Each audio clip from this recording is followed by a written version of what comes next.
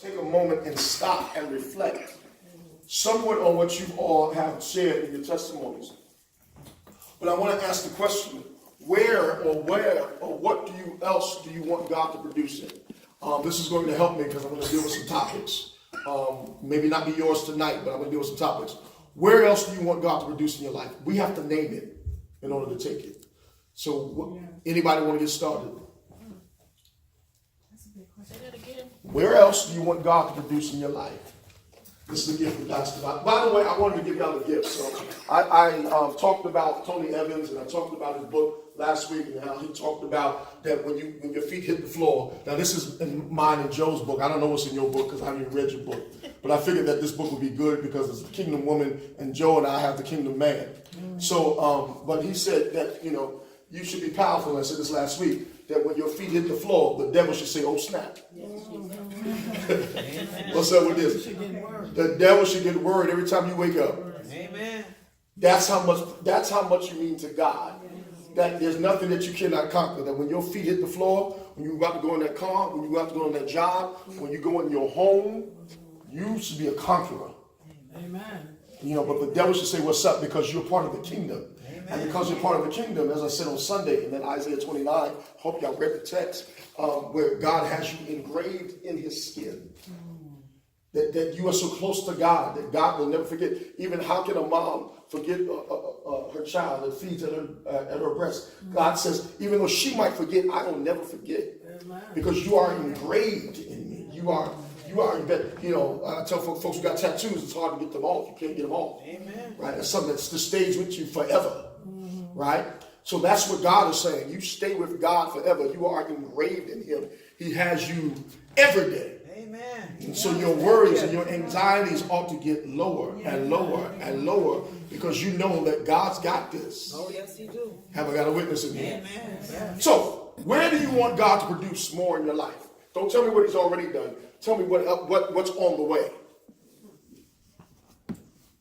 In your finances? Thank you. The reason why I'm doing this is because I'm going to take everything you say and we're going to do a Bible lesson on it.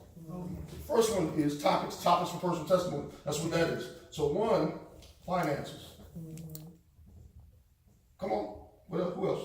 Your children? Okay. Somebody else. Ministry. Your spiritual life? Oh. I had children. I had ministry. I had spiritual life. I guess with children you put family all together. I definitely was. I'm coming, and I'm probably going to start there tonight. Family, and I put family and children, right? In our marriages? Yep, that's family. Your health. Health, yeah, definitely. Excellent. Where else? Where else you need God? You want God to produce? This is personal to you. I'm talking about when you really want God, like you want to move right now. Business. Like I got something right now. I got him to do. Education. Vocabulary. I want to. Vocabulary. Yes. That's Yes. education. I'll leave that. Okay. Where else? Todd, you said something. You said where? Business. Business. Can I put Finances. finances? Not really? Okay, yeah, that's No. true. That's true. Finances can be personal, bank accounts, stuff like that. Where else? Lulu, you got something? What do you want God to produce? She already said my spiritual life. Okay. Job, career. Would relationship fall under? No, and actually, I'm starting with the relationships tonight.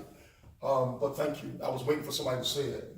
No, I think a family relationship is different than personal relationship. Right. So I like to separate the two. We're going to deal with family and children on one end, and then we're going to deal with how we deal with each other tonight. Actually, I'm going to open it up tonight if I can get there. So I'm going to put down 8 relationship. Tonight's going to be, since that's number 8, that's going to be relationships going to have new beginnings in here tonight when I get done with it. What about career? Yeah, career. All right, I'm just going to write this down because we're in it. Where else? Where else you want God to produce? Everything up there. I mean, Ministry. And the mental No, state. nothing up there. Oh, I think we're thinking the same thing, mental state. And she said in the thoughts. Mine.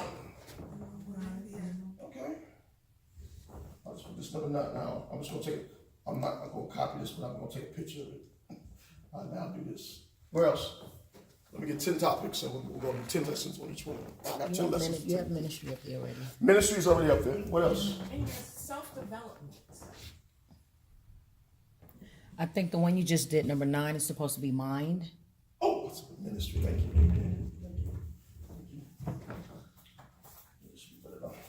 Ministry. Can I put mind / self-development? Because everything that develops starts from here. So I'm gonna put mind / self-development. So, or, yeah. And give me one more. Somebody give me a 10th one. So I have 10 commandments, so things like follow. But I'm gonna deal with number 8. I am gonna deal with number 8. Huh? In my walk with him. That's spiritual life. Okay, I guess I can get one. I want to do this one. Understand. Ministry. What part of ministry? Ministry is big. So is there anything specific in ministry? And your calling. I mean, overall, Calling as far as what? what God has called you to do, what He has. Okay, so you're talking about the preaching ministry, singing ministry. You just talking about that kind of ministry? I mean, it could be. The word minister, you do know, means to serve, right? Right. So before you do anything, you know that ministry is always about service. It's not just about preaching and teaching. As I preach, I'm serving. Right. I'm teaching. I'm doing what I'm called to do in the service of the Lord to serve others. That's why we call them gifts. So I will put ministry / gifts. Because he calls them gifts because I'm giving it out to you. Right? And it may not even get paid for it. Just give it. Yes, I would like to produce good character. Oh, okay. I'm coming at you. But that's still spiritual life for me. That's spiritual. Yeah. I think that could go both ways, as spiritual as well as self-development. Yeah, and some of them are going to overlap, Regina. Okay. I'm gonna throw one in there. So I say I am going to teach on this one. I mean, I know when to take this first, but I'm gonna lead us in number 10. But let me preach on this one. Okay. This one, giving. Oh, yes. That's good. Yes. I want God to produce more of me as a giver than I started with tonight. I said, the Lord said, listen, just go ahead and just buy these books.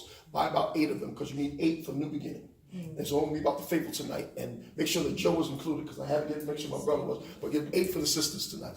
And I got 8. First come, first serve. So I only got 2 left. Watch this. They're going to be mad when they read this book because y'all don't like this book. It's written by Sister Tony Evans' daughter, I believe, about the kingdom. And so I think you're going to get a lot of good highlights because she deals with her own life and she goes all the way through. You're going to have topics about the family. You're going to talk about the kingdom, how God sees you in the kingdom. What you should be producing, right?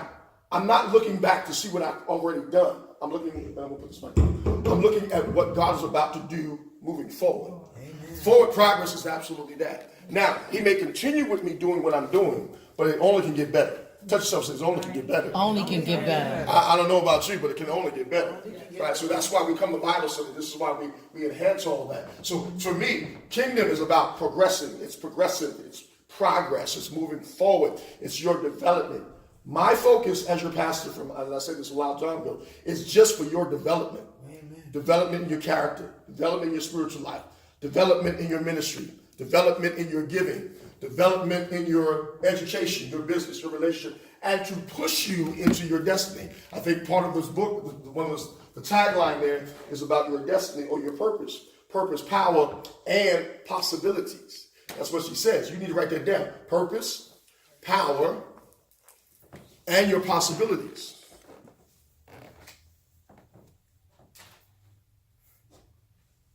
And it's also about embracing that. It's about not being afraid to accept that. That's what I said. Touch yourself and say it can be better. It's not bragging. You need to start embracing the fact that things are going to get better. You need to embrace the fact that I'm going away on my retreat. And I'm going away on these vacations. And that wherever I go, God's going to bless every place that I go. I'm not going away afraid. Amen. Because I know I got to live, so my plane is going to land. It's going to go, it's got to land because I got too much to do. Amen. I cannot die now. Every time I get on the plane, I go, I know I ain't going to die because I got too much to do. Amen. I got destiny to do. So I ain't dying now. I ain't thinking about dying. I'm thinking about embracing and enjoying having this life and having it more Abundantly. abundantly, ongoing. You should be progressing in that and wanting to do that and make sure that the life is progressing. Now, I said I wanted to do this, and we're going to have a very honest discussion because it's just about 8 of us in here, which is pretty good. Honest discussion about not family relationships tonight. I'll get to that later because I did do a lot of that before. I want to talk about church relationships. Ooh. I want to deal with where it is, our church relationship. And I was reading something today called All Alone Together. All Alone Together. The tragedy of superficial relationships at church. All alone together to have fake relationships in church is the most tragic thing of any church member.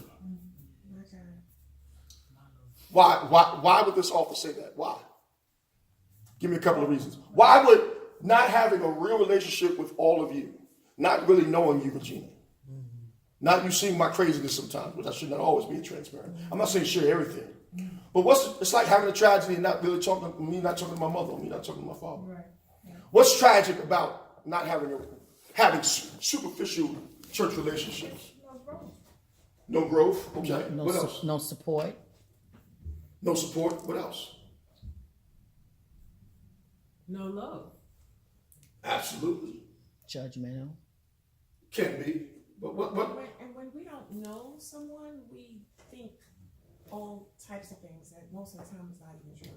You know, it's for us to really love each other, we need to get to know each other. You know, and I think a lot of times because we don't, we make up our own, thoughts about people, and then that damages the ministry because instead of us moving forward in the things of God, we're so focused on other things. But that's why we have to see each other through the eyes of Jesus, not through our eyes. We got to see what Jesus sees because we got to love everybody because everyone is precious to Jesus. So I'm precious, you precious, so we're all Jesus precious people. So we got to love him. It's got to come to him. Other than that, we lost, we still lost.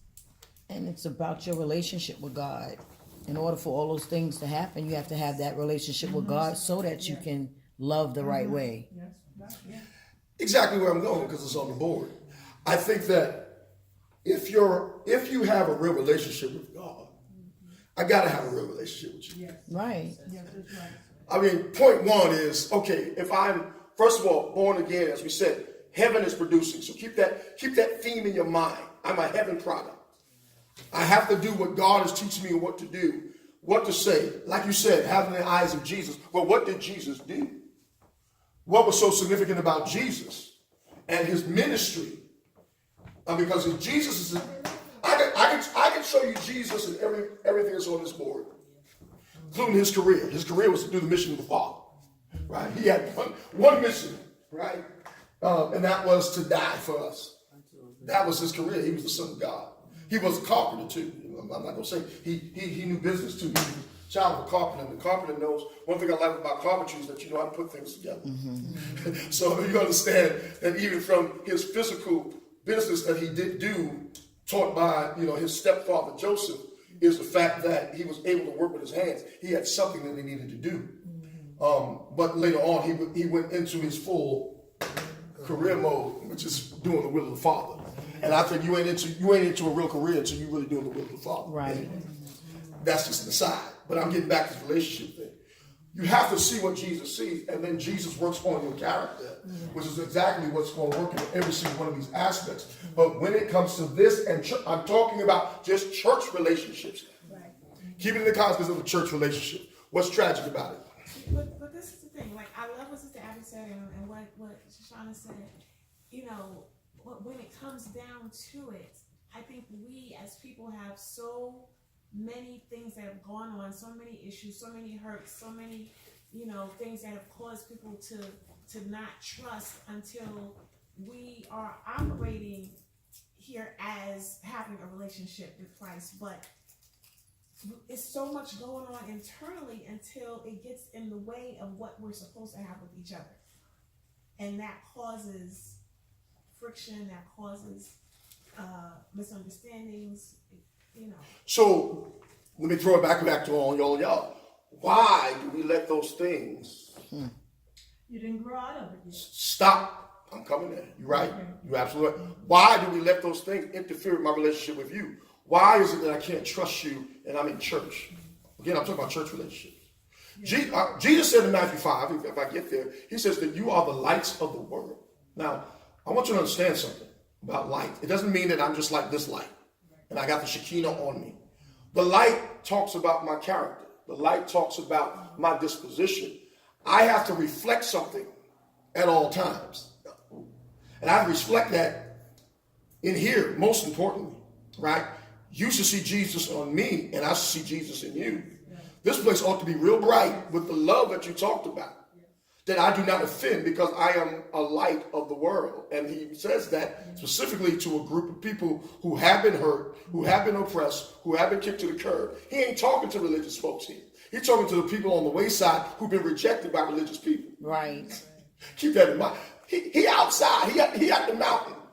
He ain't in the tabernacle. And he's giving them this new way of life, which when you go away to these retreats, or when you're on your job, or when you go to Albany, or when I go away on my vacation, I don't stop being a light. I don't have a dim light. Amen. My light is supposed to shine at all times, which means I'm cautious with my own stuff, all the stuff that you mentioned about, because I don't want to come across with an attitude to my sisters and my brothers, because you do know y'all my sisters and my brothers, right? And so I have to reflect the will of God. Let me share something with you. This is what this author says. He says many Christians in some churches are self-destructing in terminal or critical self-centeredness. The reason why a lot of people don't get along with one another is because we're too self-centered. We don't get what we want. We don't want to have a relationship with you.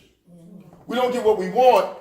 And you don't follow my agenda, or you don't do what I ask you to do with our own stuff, then we start building walls versus trying to tear down walls to come into closeness with you.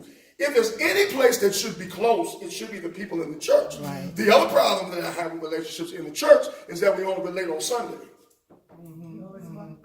I can never know you just on one day of the week. Or just on Tuesday. Now, I'm not telling you I got to be at your house every night. I'm not talking about that. But I should have enough concern about you that if you come to mine, I'm praying for you. All right? There's never a day when I leave this church where the church ain't on my mind. All right? I'm obligated. I have a commitment. See, relationships take work. Yes. Yes, it does. They take commitment. They take commitment. Commitment, and they take sometimes even the back and forth. See, I can disagree with you, but there's a way to disagree. Yes. Yes. You can. I want to be able to get along. He says this, so let me read what he said. He said, many Christians in some churches are self-destructive and terminal self-centeredness.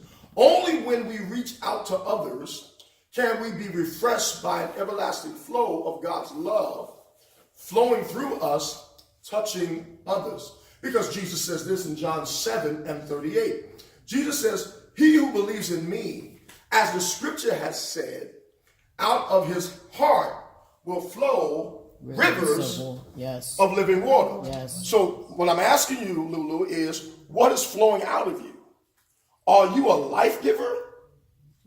Are you and waters there means spirit. Water means life. Whenever I come into a situation with somebody, I'm not looking for death. I'm not looking for confrontation. But Taj, you're right. Many of us have been hurt so many times that it's hard to trust people even in church. Now, here's the thing though. Because I got Jesus, I'm not trying to hurt you because you hurt me. There's a difference. Because I'm going to tell you straight up, Jesus was betrayed. Yes, he was. By his own disciple for 30 pieces of silver and still allowed that man to kiss him in the face and did not strike him. He called him my friend. He called Judas his friend. Read the text. And called Judas in there and said, listen, you know, whatever you do quickly. Do it man. quickly. Didn't stop him. Knew exactly what he was going to do. Didn't stop him. Okay? But he kept himself because guess what? He stayed focused on the will Reserved. Yeah. of the Father. And when you stay focused on the will of the Father, I cannot come out of character because I'm on my destiny. I'm embracing what God has called me to do. Now, does it mean that I'm a pushover? Absolutely not. Because Ephesians says we wrestle not against flesh and blood. There's another enemy that we're fighting that we've got to watch out for, even in saints. As I preached on Sunday, listen, doesn't mean that saints are going to be always right. I'm not saying nobody's a saint based upon the attitude. All I'm saying is flesh can rise in all of us. Abraham and Sarah messed up. Big time. This is God. God said this is my man. I mean, they messed up big time by not waiting on God. And then Sarah turned around and get jealous when it was her plan. Right. It was her idea. You know, Absolutely. People are funny. I mean, that's a real interesting story. How you gonna get upset? And that was your plan, Sarah. You wanted him to have seed. Now you messed up that this woman is pregnant. Now you We mad. take things into our own hand, though. You know, we don't wait Self-centered. on God. We don't wait on God. You can't. No. Whenever God puts something in your hand, and this is for everybody. Whenever God puts something in your hand, then you got to let God work it through you in a way. See, I believe that when something's really in the will of God, it never has to be forced. Whoever he calls, he I equips. wish I could talk to you. I have come to this conclusion in my life that if God's going to do something in my life, guess what? He's going to line it up right. Now, it doesn't mean I got to go through anything or any heartache because, see, we want it when we want it. And if we don't get it in the right time or the right context, we think God ain't working. I beg to differ. I think it's the journey of getting there that God is actually shaping each one of us. Exactly. And developing each one of us in this Exactly. process. So that when we get to where we need to, when we get what we get to, we're going to actually appreciate it a whole Right, lot more. right. A whole lot more when you get there because God had to develop all that. Right. So I had to be strained in this relationship to really get the relationship that I wanted. Right. Jesus. You were going to say something. I don't know. You don't know? Is this helping anybody tonight? So he says this. He says, listen, out of you should be flowing rivers of living water. Love should always be coming through you. Always. Positivity should always be coming through you. And when other people get negative, that don't mean I got to go negative. Let them be negative. My faith says stay on the right track. Because God told me what to do. He didn't share it with everybody, though you may be giving it out to work with everybody. Because I guarantee you, when God gives you what you need to be done, everybody around you is going to benefit because that's your sisters and brothers. I always tell them, gifts are not just for you. Gifts are for the church. It's for everybody to take part in it. And if you're not doing what you need to do, then somewhere, if you don't do what you're supposed to do, the church lacks. If you don't do your responsibility, the church goes down. I don't care what function you have. If I don't do what I got to do for God, somebody's not going to benefit. If Shoshana doesn't sing, somebody's not going to feel that song. You know, my mom's a nurse. If she didn't go to do what she needed to do on her job, she can't see the patients. Right? I got a job to do. I've got a calling since y'all love ministry so much. Because that's the first thing we gravitate. I don't want this as much as I really want this first. Amen. Right. Amen. I can't have this until I know I got that. Right. Amen. You hear what I'm saying? My spiritual life supersedes this. And Paul says it so well in the great chapter of love, 1 Corinthians chapter number 13. He said, listen, you can do all that stuff. You can preach, you can send the grass, all that stuff. It means nothing if you don't have love, which is the essence of your spiritual gift. Out of my ministry, that's where my love is. I'm doing ministry because I love. And where do I do ministry? Where's the light shown? Todd, you had this thing about getting shoes and getting clothes. That's where you begin to show that you are the lights of the world. Works. You do it by demonstrating that love so that people can see God and that In you, somebody cared enough about me on to now. go pick somebody else's shoes to give to me. Somebody cared enough about me on Sunday afternoon, knew I did not cook, but Regina put something together in a plastic thing and made sure I had a meal. That's care, that's love, right? That's when I go, God, I thank you. Thank you that somebody thought enough of me to want to give to me. That, watch this, that starts your development in your spiritual life. What is your spiritual life? When you move to the spirit, because the spirit moves you away from flesh. Flesh is always deemed next to or equal to being selfish or self-centered. The spirit moves me to want to give to others. The flesh says, I got to have for myself. Are you hearing what I'm saying? Oh, this is good for everybody. This is real good stuff. So my relationship is based upon me in the spirit. I get closer to you no matter how you treat me. No matter what you say about me. Because, see, that's the thing. We live on a superficial earth level. We get so caught up in what other people are saying. You got 66 books on what God has said about you. You are his child. You belong to God. Ain't nobody can curse you. Can't nobody stop you. What's on your table is on your table. Can't nobody stop you from doing what you're doing as long as it's in God's will. So we don't get so caught up in it. Oh my God, I'm not even 2/3 where I need to be. So he says, look, you know, in you flows rivers of living water. Living water speaks of the Holy Spirit flowing with what he says, liquid life. I love that. Because water takes the form of anything it gets into. So if I was to put water into this mic, it would take the form of this. Your spiritual life, this is deep, should be so like liquid that I can fit in any context of it and bring life to. I just flow in the spirit so well and so good that if I go from St. John's to another church, I can worship in another church. It's not just the people, it's just that my spirit feels the spirit.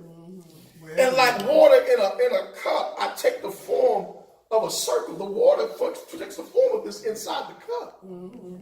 And guess what? That's what flows out of me. I'm not the cup, but I've taken on the form so that I fit in the right place where God wants me to fit. Is this too deep? No.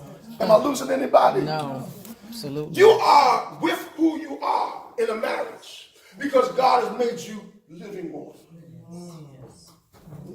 Wish I could help you. You are on your job where you are because God has made you living water. Now, it may seem like you don't fit because they may not have what you got. Amen. Yes. But it's your job to go there to be what they are not. And that's why, as lights of the world, we cannot be hid. Matthew 5. I didn't even go to the text, but I'm telling you what the text says. City that's set upon a hill cannot be hid. You are put out there, Vivian, so that you've got to be known. Oh, God. Okay. I done lost most of y'all with just that. We need to be known. Because when you're light, you've got to show forth. Right. Now, I'm not talking about being braggadocious. I'm just saying that wherever we are, we should be known as these are the children of God. Absolutely. Now, how I'm going to blow you? I'm going to give you a Bible for this. What was so special about Israel? Tell me. Why was Israel so great in the Old Testament? They believed God. They had faith. They believed They was God. chosen. They believed God. They were the chosen of God. But what was it about Israel? Faith. They had faith. Why were they so well known? They trusted in God for everything they did. I know. Why? You close.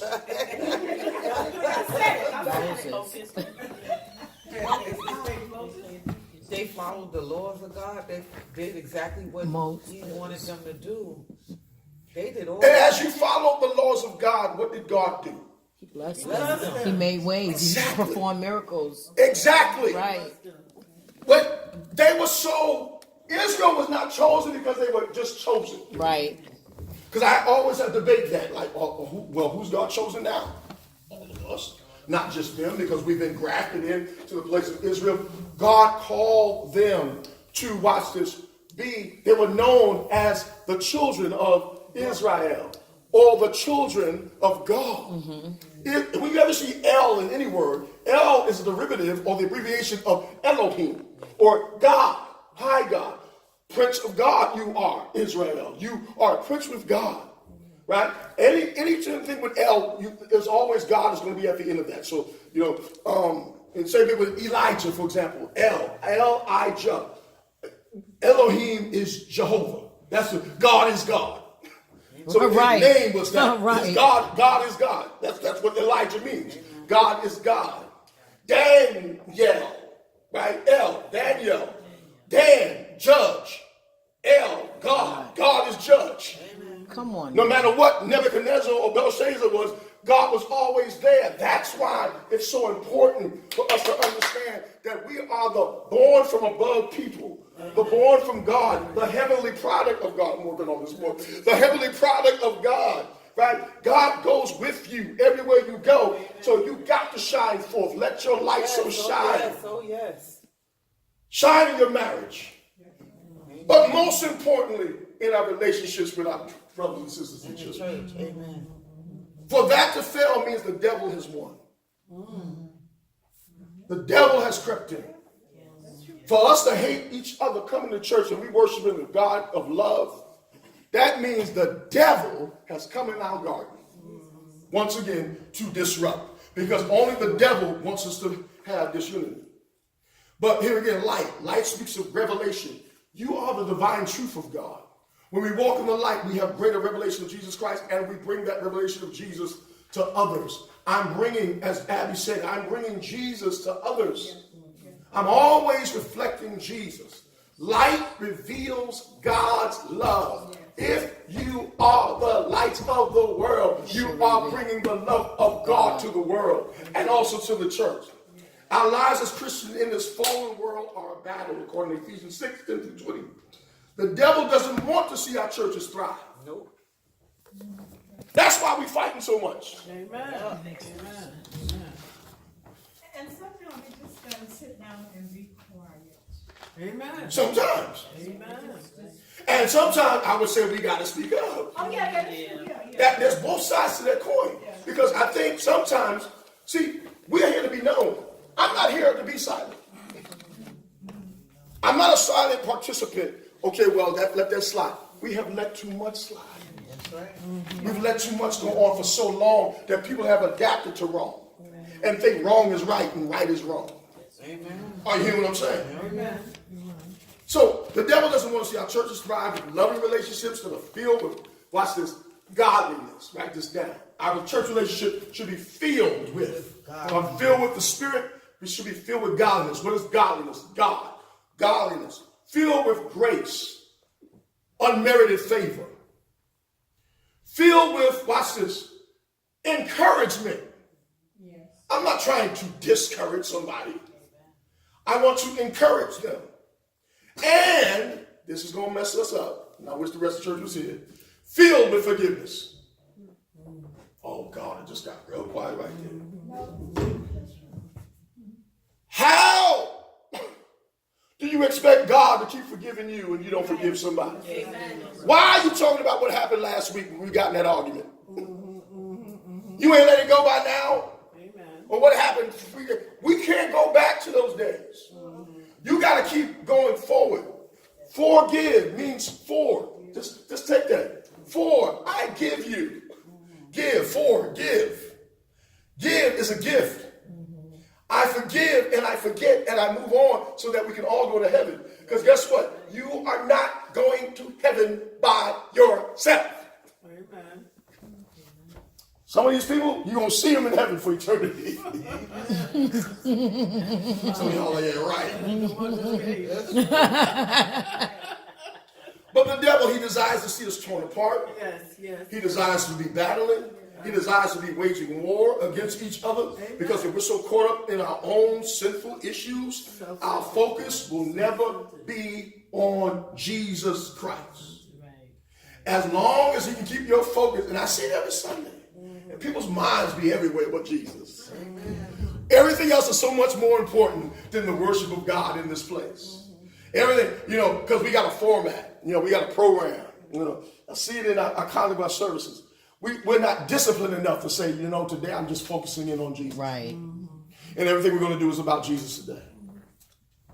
I'm just going going to say the same thing is happening right now, and I know you hear it all the time in our government. The Congress is they keep talking about there's disunity in our Congress. You know, with the Democrats and the Republicans, the Senate and the congressmen. I mean, there's so much disunity. And there always will be in the government. Even in the government. That's another one we should put on that board. The governments are there to do that. I'm not talking about government. I want to talk about us that say that we believe the same thing. That we're on the same path. All right? We believe Jesus Christ. We believe in the principles of Jesus. What's the universal principle of Jesus? Say it. It's an L word. Love. All right. It's a universal principle. And he gave us his others to do unto others. If you don't like them to do it to you. We have totally forgotten that one. That's true. And you know what? One of my favorite scriptures is how we are to esteem others higher than ourselves. I actually posted Yeah, that today. I was coming to that. And if we actually Paul did says that. if I thought of each one of you greater than myself, then I could never think anything lower of you. I could never talk about you. I could never hate on you or hate. You know, if I considered you greater, you know, Right. then guess what? We could truly actually be woven together. Yeah. Right. But it's until then that, you know, we actually understand the love. Because we can say all day, well, God is loving and I got to love you. But the truth is, how many of us are actually going around truly, Loving deeply, on each other. sincerely loving on each other to where we're not going to hurt each other? Let me hurry up because I only got 15 minutes just on this. I know I'm going to come back to this next week. This author says something remarkable. He says this. He says, listen, he says, look, church can be messy. Church can be difficult. He says what I just told you. Building relationships take effort and sacrifice. Yes, it does. Okay? God didn't design us to be loners in our Christian walk. Now, if you want to be by yourself, don't be a Christian. Because Hebrews tells us, forsake not the assembling of ourselves together. All right, you go Hebrews 10, 24 to 25. But desire us to be in a local body, a church, where love, one, and good deeds can be lived out among the church family. We should always be seeing good. Nobody should be lacking here. Amen. Nobody should be struggling here. When we see people in struggle, we should be putting our arms around them and ready to bring them to the altar, ready to pray for them right on the spot. Are you hearing what I'm saying? He says, despite the fact that we place a premium on authentic, how many want authentic relationships? Amen. I'm tired of the fake stuff. Absolutely. Absolutely. I am so sick of fakeness and the pettiness that I hear, Yes, Lord. even amongst us in St. John's one time, because it's just us. You know, if we were more authentic with being real with just people, you know, then people would want to be in church. Right. The problem is not the church. It's The people. It's the people. It's how you Spirits. treat people. Yeah. It's how you talk to people. Exactly. It's what you can't bang somebody over the head with your stuff. Right. You know, people just join and we want to make sure they're full of the Holy Ghost like they've been in church for 20 years.